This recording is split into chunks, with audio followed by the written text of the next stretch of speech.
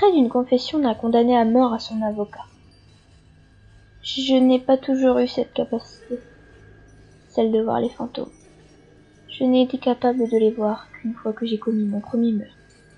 Je m'en souviens comme si c'était hier. La petite Laura, elle était si mignonne. Les cheveux blonds et bouclés, un visage d'ange, toujours souriant. Une adolescente qui croquait la vie à pleines dents. Je l'ai suivie alors qu'elle rentrait du lycée, et je l'ai attrapée dans le petit parc qu'elle traversait pour se rendre chez elle. Bien sûr, je l'ai violée, avant de l'égorger et de l'enterrer dans un coin de ce même parc. C'était mon premier meurtre. Et j'avais quand même assuré. Parce que jusqu'à maintenant, personne n'a jamais retrouvé son corps. Et c'est peu de temps après que je l'ai vu. Son fantôme. Il était transparent, silencieux. Il se tenait au pied de mon lit et ne faisait rien d'autre que me regarder avec un air inquisiteur. Bien sûr, j'étais mort de trouille au début. Je pensais qu'elle était là pour se venger, pour me hanter, ou bien me pousser au suicide, d'une manière ou d'une autre. Mais elle restait là, sans rien faire. Elle me regardait fixement, tout le temps. J'ai bien essayé de m'en débarrasser avec du gros sel, de l'acier, comme dans les films. Rien à faire. Elle était intangible. Je ne pouvais pas la toucher, et elle ne pouvait pas me toucher. Finalement, ce n'était qu'un fardeau qui me suivait. Peut-être espérait-elle que j'ai des remords, qu'elle me ferait avoir des cas de conscience. Mais malheureusement pour elle, je n'en avais aucune de conscience. Au contraire, j'avais bien envie d'ajouter quelques fantômes à ma collection.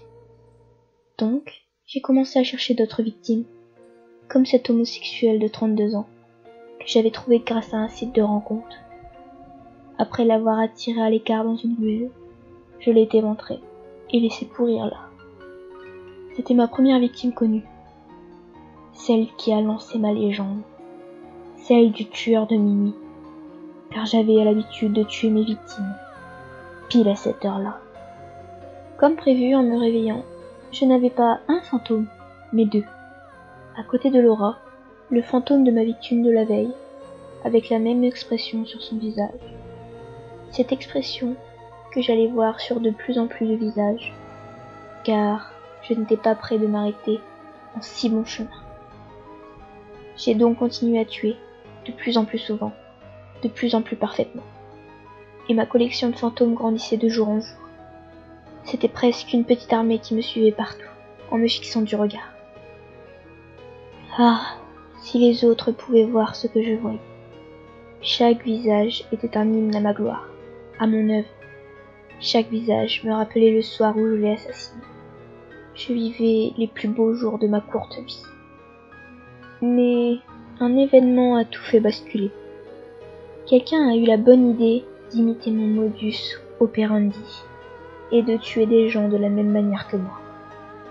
Mais ces victimes, il ne les choisissait pas au hasard, car ils suivaient mes pas. Il tuait alors les personnes de la même famille que mes victimes. Leurs oncles, leurs pères, leurs mères, leurs sœurs, jusqu'à ce que je le retrouve. Il avait tout d'un fan inconditionnel. Il m'a même demandé un autographe, que je lui ai bien sûr signé, avec son propre sang. Et ce qui est intéressant, ce n'est pas ce copycat minable, mais ce qui s'est passé après. Au matin, son fantôme avait rejoint les autres, mais cette fois-ci, cela ne me regardait plus. Ils étaient bien trop occupés avec leur nouvel arrivant. Ils le torturaient, de façon ignoble. Même moi qui étais habituée à voir ce genre de choses, je ne pouvais pas m'empêcher de détourner les yeux de ce spectacle barbare. J'ai même eu de la pitié pour ce minable, c'est peu dire. Puis, j'ai enfin compris. J'ai compris pourquoi ils me suivaient, pourquoi ils ne disaient rien. Ils attendaient. Ils attendaient que mon heure soit venue, que je rejoigne enfin le royaume des esprits, pour qu'ils aient enfin leur vengeance. comme pour ce copycat minable. Ils avaient de grands projets pour moi. Et pour cela, il ne leur fallait qu'attendre ce moment. Et en qualité de fantôme, attendre, c'est ce qu'ils savaient faire de mieux. Bien sûr, j'ai essayé de m'excuser, j'ai pleuré, j'ai imploré. Mais rien n'a changé. Il restait de marbre, et rien que je ne fasse ne pouvait changer mon destin. Au bout d'un certain temps, je m'y suis résignée. À quoi bon? Maintenant que la police m'a attrapée et que je vais bientôt passer sur la chaise électrique, j'ai peur. J'ai vraiment peur, car je suis le seul homme sur Terre qui sait ce qui l'attend après la mort. Une éternité de torture, infligée par les fantômes de ses victimes. Et ça, elles le savent bien, car je le vois en ce moment même, alors que je vous raconte mon histoire. Ce n'est plus cette expression qui m'accueillait chaque matin. Non. Maintenant, et pour la première fois, je les vois sourire.